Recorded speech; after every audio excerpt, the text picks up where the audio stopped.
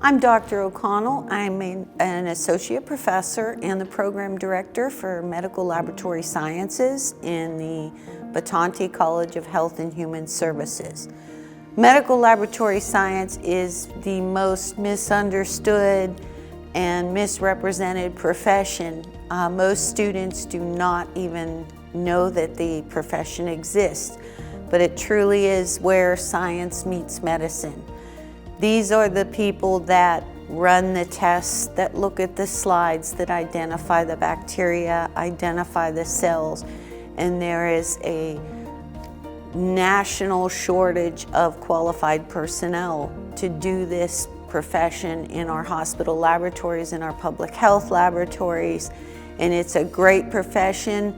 Lots of jobs out there if you like science and you like helping people, but you don't want to be up close and personal with the patients. This is an excellent career for you.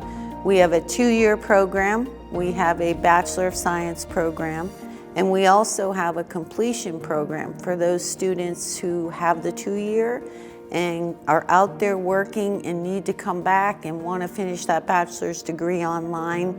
We offer that too.